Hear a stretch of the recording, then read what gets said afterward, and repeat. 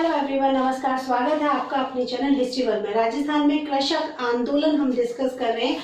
आज हम डिस्कस करने वाले हैं बूंदी किसान आंदोलन, नीमूचना किसान आंदोलन और दूधवा खाड़ा किसान आंदोलन। ठीक है, तीनों को आज हम डिस्कस करने वाले हैं। पिछली क्लासेस में हम बिजोलिया और बेंगू और अलवर का जो जंगली सुअरों का किसान आंदोलन था वो हम डिस्कस कर चुके हैं, जो जंगली सुअरों के खिलाफ था। ठीक है, ये तीन हम डिस्कस कर चुके हैं। आज हम डिस्कस करने वाले हैं सबसे पहले बूंदी किसान आंदोलन।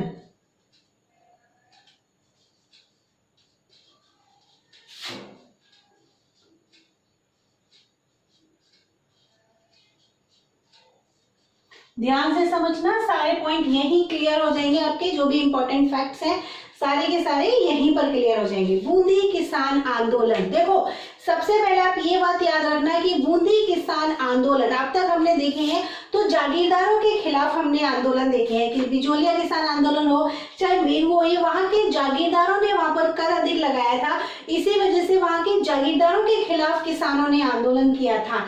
ये जो बूंदी का किसान आंदोलन है ये है राज्य प्रशासन के विरुद्ध।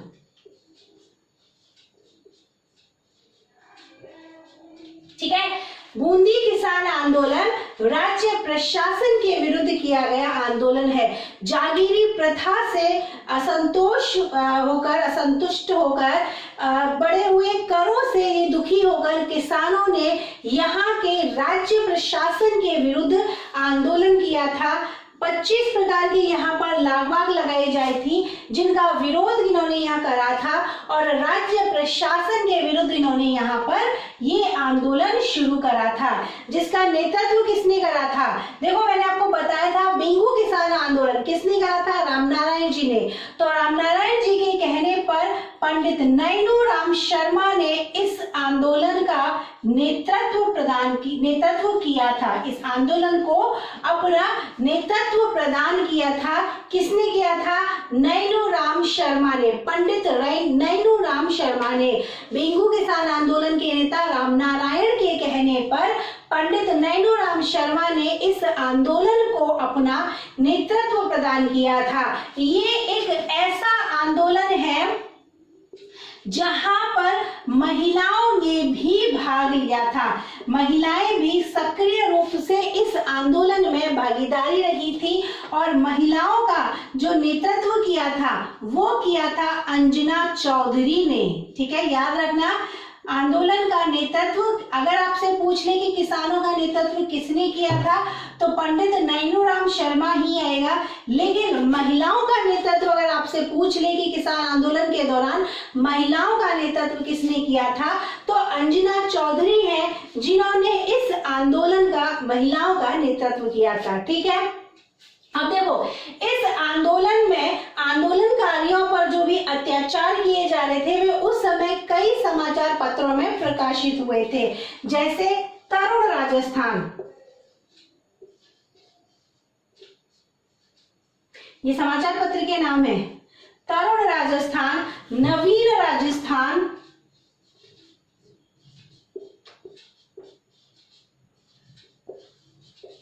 राजस्थान केसरी जो कि वर्धा से प्रकाशित होता था,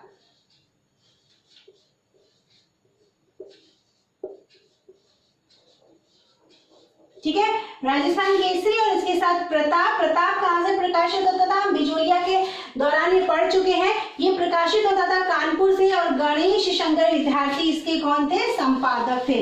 तो इन समाचार पत्रों के माध्यम से आंदोलनकारियों पर जो भी अत्याचार किए जा रहे थे वो यहाँ के लोग प्रकाशित कर रहे थे। ठीक है, आंदोलनकारियों पर किए जा रहे जुल्मों का यहाँ पर प्रचार किया जाता था इन समाचार पत्रों के माध्यम से। अब देखो हुआ क्या, किसानों ने अपनी एक सभा बुलाई और कब बुलाई? ये बुलाई थी 2 अप्रैल 1923 को। कहां पर बुलाई थी? बूंदी के डाबी नामक जगह पर। ठीक है, बूंदी के डाबी नामक स्थान पर किसानों का एक सम्मेलन आयोजित हुआ। बूंदी के डाबी नामक स्थान पर किसानों का एक सम्मेलन आयोजित हुआ और उस सम्मेलन में अंग्रेज अधिकारी है जिसका नाम है इकराम हुसैन। इकराम हुसैन के आदेश पर यहाँ पर किसानों पर अंधाधुंध गोलियां चलाई गई। ठीक है, यहाँ के जो कि सम्मेलन में किसान थे उन पर अंधाधुंध गोलियां चलाई गई, जिसमें 2 व्यक्ति झंडा गीत गाते हुए शहीद हुए। नाम याद रखना दोनों का, पहले है नानक जी भील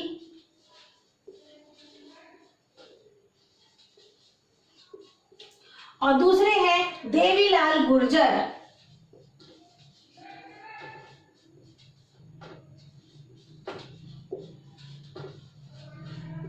ठीक है, वापस से देखते हैं। 2 अप्रैल 1923 को बूंदी के डाबी नामक स्थान पर किसानों का एक सम्मेलन हो रहा था और उसी सम्मेलन में अंग्रेज अधिकारी इकराम हुसैन ने यहाँ के किसानों पर, सम्मेलन में जो भी किसान शामिल थे उन पर अंधाधुंध गोलियां चलानी शुरू करी, जिसमें 2 व्यक्ति नानक जी भील और देवीलाल गुर्जर ये दोनों झंडा गीत गाते हुए शहीद हो गए। ये दोनों झंडा गीत गाते हुए शहीद हो गए। आप याद रखना, इसी के ऊपर माणिक्यलाल वर्मा जी ने एक गीत लिखा है। इन्हीं के ऊपर माणिक्यलाल वर्मा जी ने एक गीत लिखा है और किस नाम से है वो? अर्जी। किस नाम से है? अर्जी नाम से है। और 1923 में ही ये आंदोलन समाप्त हो जाता है। 1923 में ही ये आंदोलन समाप्त हो जाता है। अब इसके बाद हम देखेंगे निमुचना किसान आंदोलन।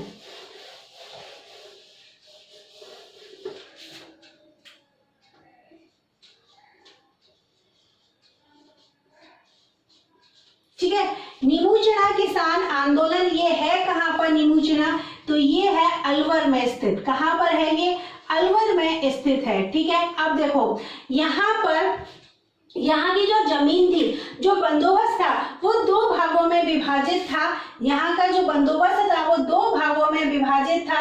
एक तो थी किसान भूमि जो लगभग केवल 20% ही थी और दूसरी थी खालसा भूमि जो कि 80% थी।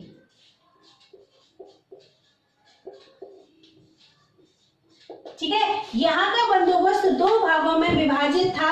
एक तो थी किसानों की भूमि जो केवल मात्र 20% ही थी और दूसरी थी खालसा भूमि जो कि 80% थी। ठीक है, अब 1921 में यहाँ अलवर का एक नया राजा बनता है। 1921 में अलवर का एक नया राजा बनता है, नाम है राजा जयसिंह। कौन सा शासक बनता है? जयसिंह शासक बनता है। और जयसिंह ने 1921 में एक नया बंदोबस्त लेकर आया जो कि यहाँ के कृषकों पर, यहाँ के किसानों पर 1924 में लागू कर दिया।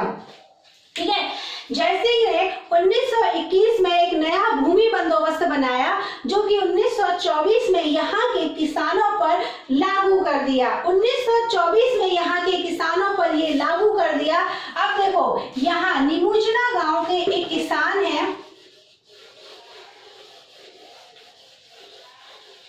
निमुचना गांव के एक किसान है, नाम है रघुनाथ। ठीक, निमुचना गांव के एक किसान है, नाम है रघुनाथ और ये किसान रघुनाथ की पुत्री है सीता देवी। किसान रघुनाथ की पुत्री है सीता देवी। सीता देवी ने यहाँ पर महिलाओं को एकत्रित किया। महिलाओं को एकत्रित करते हुए, महिलाओं को नेतृत्व करते हुए यहाँ के किसानों से कहा कि हम अपनी जान दे देंगे लेकिन यहाँ के जागीरदारों को नाजायज कर नहीं देंगे। सीता देवी ने यहाँ की महिलाओं को एकत्रित किया और एकत्रित करके यहाँ के किसानों को ललकारा कि चाहे कुछ भी हो जाए, किसी भी हालत में हम यहाँ के जागीरदारों को बेबुनियाद कर अदा नहीं करेंगे।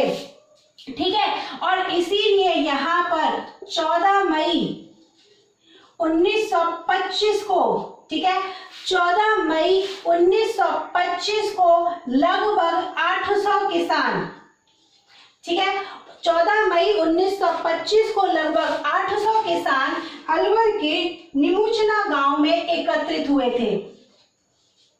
ठीक है, अलवर के निमुचना गांव में एकत्रित हुए से 14 मई 1925 को लगभग 800 किसान अलवर के निमुचना गांव में एकत्रित हुए थे और इन किसानों पर कमांडर छज्जू सिंह ने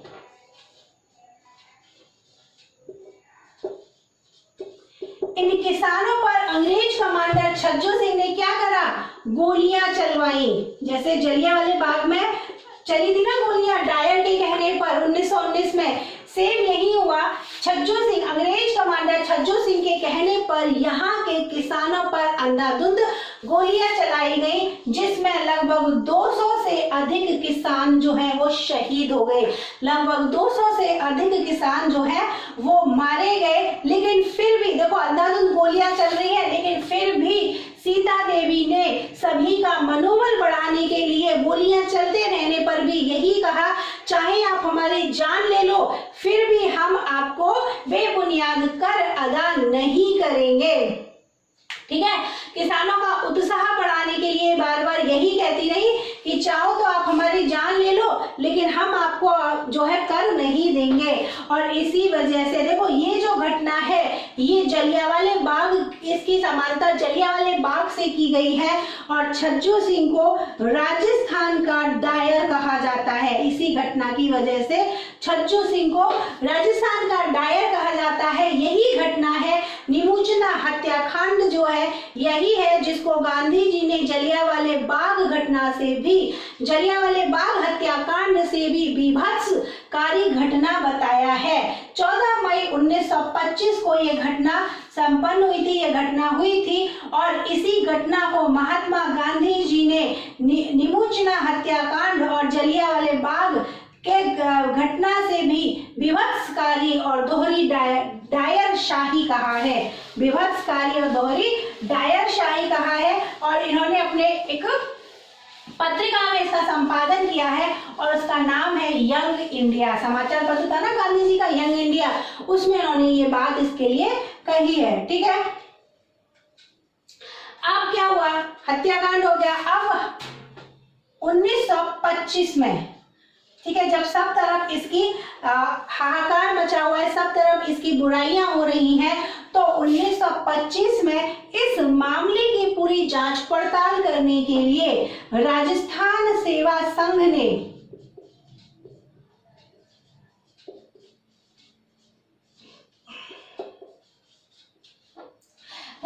पूरी जांच पड़ताल की और राजस्थान सेवा संघ ने जांच पड़ताल की पूरी कहानी 31 मई 1925 को अजमेर से जो प्रकाशित होता था समाचार पत्र तरुण राजस्थान, उसमें इसको प्रकाशित किया।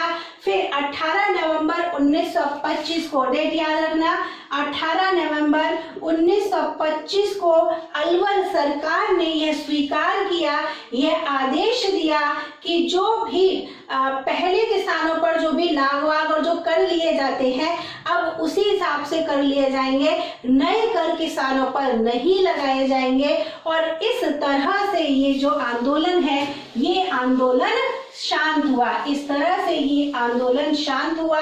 निमुचना हत्याकांड कई बार एग्जाम में पूछा गया है, कब हुआ था? 14 मई 1925 को हुआ था निमुचना, अलवर के निमुचना गांव में। ठीक है, अब इसके बाद में एक और हम यहाँ पर डिस्कस करने वाले हैं, दूधवा खारा किसान आंदोलन। ठीक है, एक और डिस्कस करेंगे अभी हम दूधवा खारा किसान आंदोलन।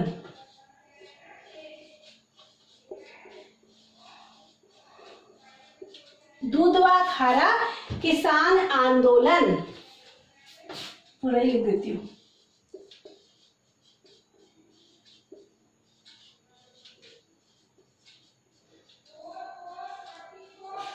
ठीक, अब देखो ये दूधवा खारा कहाँ था?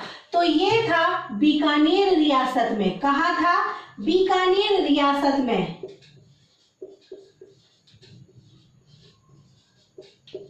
ठीक, लेकिन अगर आपसे यही पूछ ले कि वर्तमान में कहां पर है, तो वर्तमान में है ये चूरू जिले में। दोनों याद रखना, उस समय ये बीकानेर रियासत में पड़ता था लेकिन वर्तमान में है ये चूरू जिले में। ठीक है, दूधवा खारा वर्तमान में कहां पर है? चूरू जिले में स्थित है।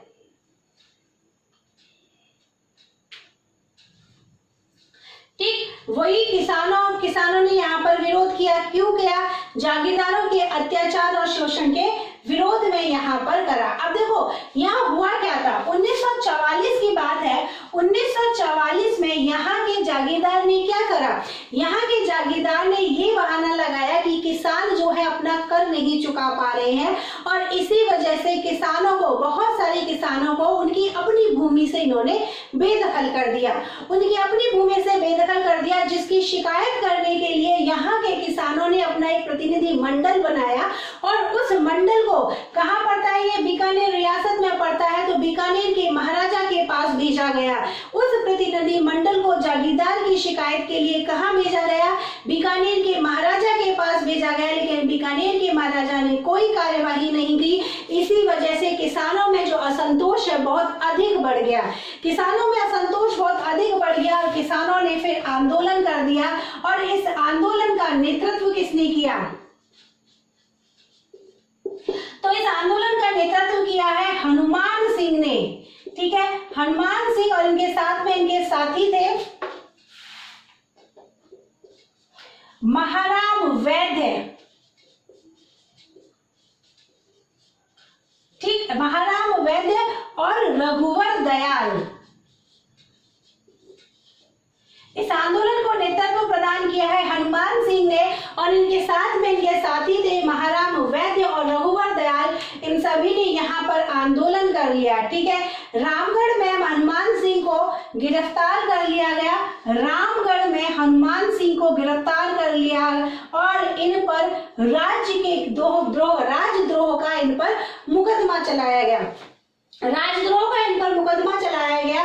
लेकिन 4 जनवरी 1948 को, ठीक है, 4 जनवरी 1948 को इनको रिहा कर दिया गया और इसी के साथ इस आंदोलन को खत्म हो गया। ठीक है, समझ में आ गया। दुधवा बहुत छोटा ही है, कहाँ पड़ता है, बीकानेर रियासत में पड़ता है, लेकिन वर्तमान में देखें तो हम ये कहाँ पर है, चूरू जिले में स्थित है। ठीक है, हुआ क्या था, यहाँ के किसानों पर वही है हर बार की तरह अत्यधिक लाग बाग और कर यहाँ के किसानों पर थोपा गया था, जिसके लिए 1944 में यहाँ के राजा ने बहुत अधिक यहाँ पर क्या करा, बहुत ज्यादा कर लगा दिया। अब जो भी व्यक्ति अपना कर, जो भी किसान अपना कर नहीं दे पा रहे थे, उन किसानों से इस बहाने से कि अपना कर नहीं दे पा रहे, उनकी जमीनों से उनको बेदखल कर दिया गया। इसके विरोध में किसानों ने अपना एक प्रतिनिधि मंडल बनाया। उस प्रतिनिधि मंडल को अपने राजा, बीकानेर के राजा के पास भेजा गया, लेकिन बीकानेर के राजा ने कोई कार्यवाही नहीं करी। इसी वजह से किसानों में असंतोष बहुत अधिक मात्रा में बढ़ गया। उन्होंने आंदोलन किया, आंदोलन का नेतृत्व किया था हनुमान सिंह ने और इनके साथ में थे महाराम वैद्य और रघुवर दयाल। ठीक, हनुमान सिंह को रामगढ़ में गिरफ्तार कर लिया गया और इन पर राजद्रोह का मुकदमा चलाया गया, लेकिन 4 जनवरी 1948 को इनको रिहा कर दिया गया और इसके साथ ही ये आंदोलन समाप्त हो जाता है। तो यहाँ पर दुधवा खारा आंदोलन समाप्त होता है। आज हमने 3 आंदोलन डिस्कस कर लिए, कल हम कुछ और आंदोलन डिस्कस करने वाले हैं। आज की क्लास अगर आपको पसंद आई है तो वीडियो को लाइक कीजिए, दोस्तों के साथ में शेयर कीजिए, चैनल को सब्सक्राइब कीजिए। मिलते हैं कल, तब तक थैंक यू सो मच।